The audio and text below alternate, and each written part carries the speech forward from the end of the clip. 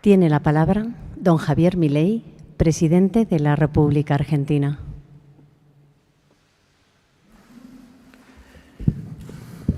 Buenas tardes.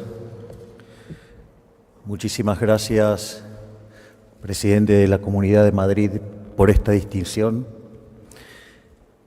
Muchísimas gracias por tu forma de ser. Muchas gracias a todos los que están aquí presentes. Es para mí un verdadero honor recibir esta condecoración y tal como señalaba la Presidente, en algún sentido, lo he dicho en otros discursos, nosotros venimos del futuro a contarles una historia que es deseable evitar. Es la historia del daño y la decadencia que causa el socialismo. Argentina, a fines del siglo XIX, era el país más rico del mundo. Hoy, después de más de 100 años de socialismo empobrecedor y populismo violento, Argentina, al tipo de cambio oficial, cayó al 140 del ranking, el paralelo. Recibimos el país en esa situación,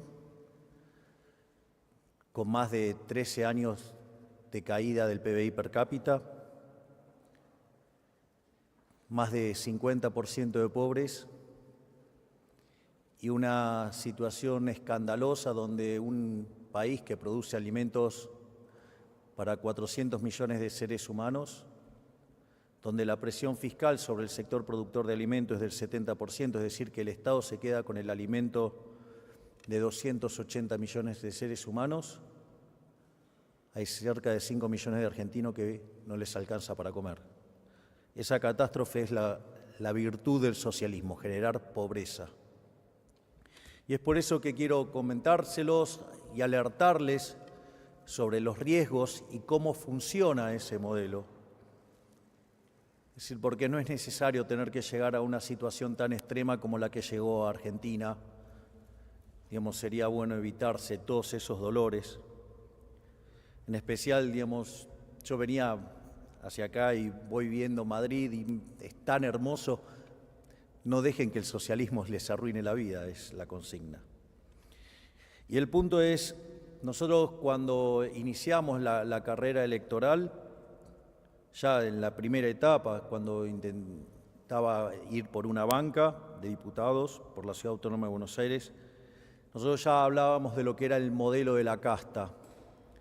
El modelo de la casta, es decir, básicamente parte de una premisa socialista que dice que donde hay una necesidad nace un derecho. Ahora, esa definición tiene algunos problemas. El primero es que las necesidades son infinitas. Y el tema es que los derechos alguien los tiene que pagar y los recursos son finitos. Por lo tanto, esa inconsistencia, ese conflicto entre necesidades infinitas y recursos finitos requiere de una solución.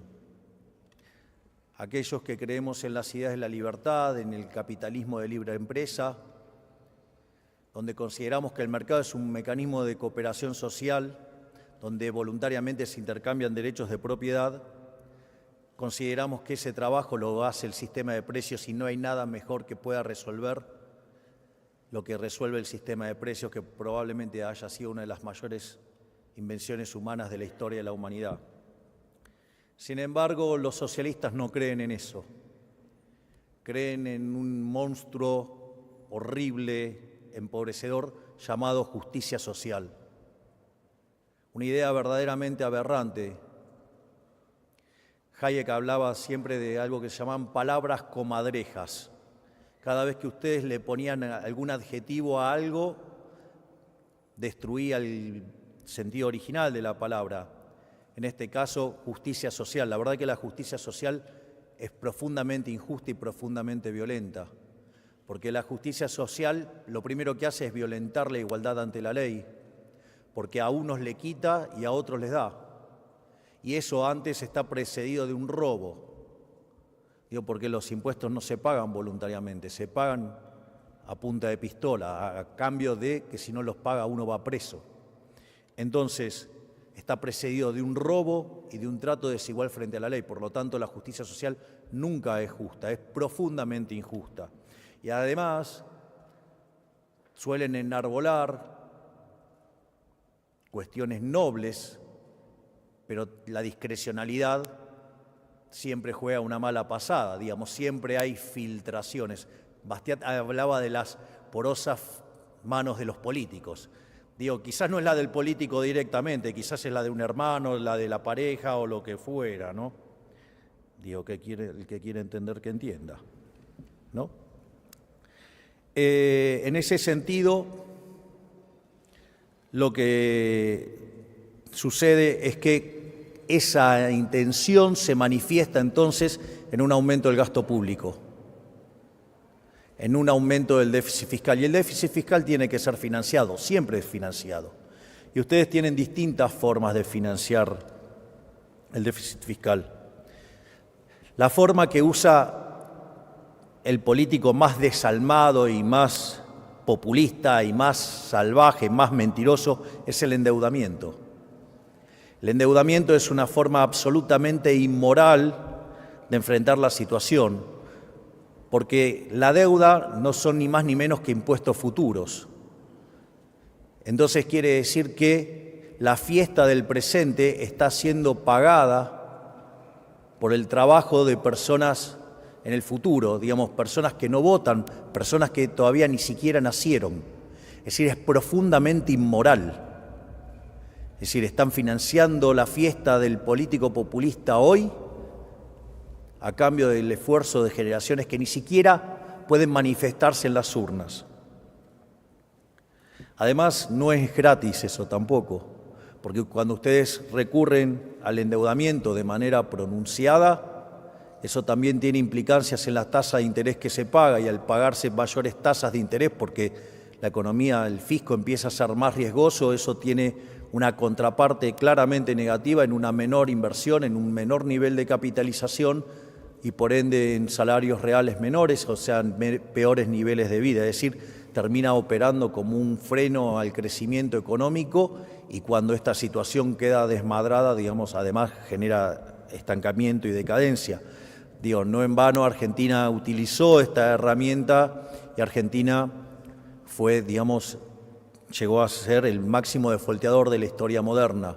Algo que nosotros desde nuestro gobierno estamos cambiando. Nosotros básicamente heredamos un déficit fiscal de 15 puntos del PBI, donde 5 eran en el Tesoro, 10 en el Banco Central, y contra todos los pronósticos que se hacían de que hacer un ajuste de semejante calibre era imposible, nosotros lo hemos hecho en menos de 6 meses. En menos de 6 meses no solo logramos el equilibrio financiero en el Tesoro, sino que también tenemos prácticamente terminado el déficit cuasi fiscal del Banco Central. Es decir, hicimos un ajuste de 15 puntos del PBI en 5 meses.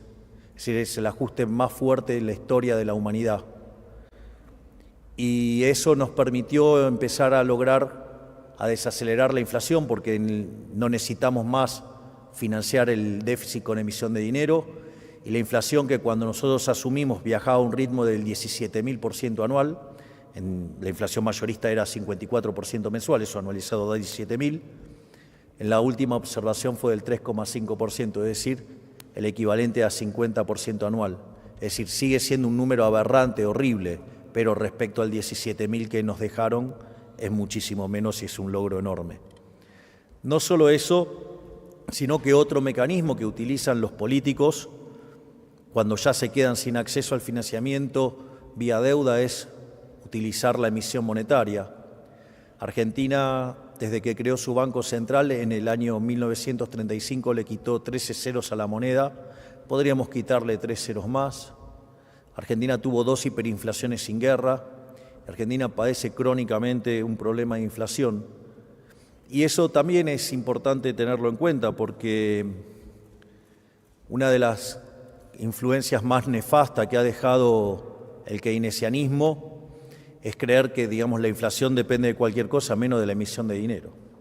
Es decir, ustedes, si pasaran por Argentina, se van a encontrar con un montón de economistas diciendo que la inflación es multicausal. Y la realidad es que la única causa de la inflación es la emisión de dinero. Es decir, cuando ustedes generan un exceso de oferta de dinero, ya sea porque emiten dinero o porque cae la demanda de dinero o pasan las dos cosas a la vez, eso hace que pierda el poder adquisitivo de la moneda y todos los precios de expresión de unidades monetarias suben. De hecho, nosotros hemos emprendido de cortar el financiamiento del fisco, digamos, no emitimos más para el sector fiscal y además esterilizamos la compra de divisas por otra ventana. Tenemos algunos temas todavía pendientes de resolución con los pasivos remunerados, pero en principio vamos camino a una situación de emisión cero para terminar definitivamente con la inflación. De hecho, cuando tengamos totalmente saneado el Banco Central, a partir de ese momento vamos a enviar una ley donde emitir dinero sea un delito y ese delito sea un delito de lesa humanidad. Y si se emite dinero va a ir preso el presidente de la Nación, el ministro de Economía, el presidente del Banco Central, todo su directorio y diputados y senadores que aprueben esas medidas. Y como va a ser un delito de lesa humanidad, automáticamente si viniera otro gobierno y cambiara esas leyes, siempre va a volver algún liberal y los va a meter presos. Así es que, digamos, también vamos a terminar definitivamente con la inflación en la Argentina. Entonces estamos terminando con el déficit fiscal, con el cuasi fiscal y estamos terminando con la inflación. Y se están viendo los frutos porque después de haber pasado el peor momento durante el primer trimestre del año, hoy empiezan a haber indicadores de actividad que empiezan a mostrar mejora. Los índices de difusión ya superan el 50%, es decir, la cantidad de sectores que están expandiendo ya supera el 50% y los indicadores líderes ya hace más de 2 meses que empiezan a mostrar registros positivos. Es decir, que en definitiva se puede hacer. El otro mecanismo que utilizan los políticos es subir los impuestos. Y cuando ustedes suben los impuestos, en el fondo no es ni más ni menos que una expropiación. En el fondo lo que están haciendo es matar el crecimiento económico, están violentando el derecho de propiedad. Y si ustedes violentan el derecho de propiedad, no hay incentivos para ahorrar, no hay incentivos para invertir y por ende la economía se estanca. Todas estas aberraciones en Argentina hace más de 100 años que las padecemos y han generado esta tremenda decadencia como pocas veces vista en la historia de la humanidad. Pero afortunadamente los argentinos despertaron a las ideas de la libertad, despertaron y entendieron que no se sale más con populismo, se sale con responsabilidad, se sale con capitalismo, ahorro y trabajo duro, diría el profesor Ancho Bastos.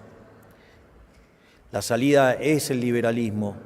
Por eso nosotros, y esto a mí me resultó muy sorprendente, cuando hacíamos nuestros actos de campaña, el cierre lo hacíamos con una frase de nuestro máximo exponente de las ideas de la libertad, del profesor Alberto Venegas Lynch hijo, que dice que el liberalismo es el respeto irrestricto del proyecto de vida del prójimo, basado en el principio de no agresión y en defensa del derecho a la vida, la libertad y a la propiedad, cuyas instituciones son la propiedad privada, los mercados libres, la no intervención estatal, la división del trabajo, la cooperación social y donde solamente se puede ser exitoso sirviendo al prójimo con bienes de mejor calidad o mejor precio. Es decir, donde los verdaderos héroes son los empresarios, los emprendedores, no los burócratas que nos persiguen, que persiguen a la prensa, que mienten, que roban y que en el fondo destruyen a un país y sobre todas las cosas producen un daño mucho más complicado que deteriora el tejido social, porque el socialismo está basado en la envidia, en el odio, en el resentimiento, en el trato desigual frente a la ley y si es necesario no tienen problema en recurrir al asesinato, porque donde se aplicó el socialismo de manera pura fue un fracaso en lo económico, en lo social y en lo cultural, y nunca se olvide que asesinaron a más de 100 millones de seres humanos. Por lo tanto, para mí siempre es muy grato venir a España, es muy grato visitar a grandes amigos. Hoy tengo la posibilidad de estar con Isabel, a quien tanto aprecio y admiro. Admiro por su enorme batalla, por esos discursos maravillosos que no me paro ni me pierdo la oportunidad de verlos por YouTube. Por eso digo que estoy tan feliz acá, pero sobre todas las cosas para alertarles el riesgo que tienen enfrente. Porque además cuando el socialismo entra a calar, entra a jugar la lógica de camino de servidumbre de Hayek. Es decir, cada vez que se hace una intervención, el funcionamiento es peor y por ende eso lleva a más intervención. Para finalizar, quiero contarles dos frases, una de Mises y una de Hayek. La frase de Mises dice que el conocimiento en economía lleva al liberalismo, y una frase de Hayek que dice que si los socialistas entendieran de economía, no serían socialistas. Bueno, parece que una de las excepciones que hacen a la regla la tienen ustedes con el señor Sánchez, que evidentemente, digamos, a pesar de haber estudiado economía, o no entendió, o, digamos, le gusta mucho el Estado para llevarse puesto a los españoles, pero tengo esperanzas de que estén despertando como despertó en Argentina. Yo recuerdo que cuando arranqué la campaña, en el cierre dije que yo no venía a guiar corderos, venía a despertar leones. Y parece que ese rugir desde un lugar alejado de Sudamérica empezó a llegar a todo el mundo, ya dio una lección a Europa recientemente y creemos que en el mundo volverán las ideas de la libertad, que son la única que traen prosperidad. Muchísimas gracias.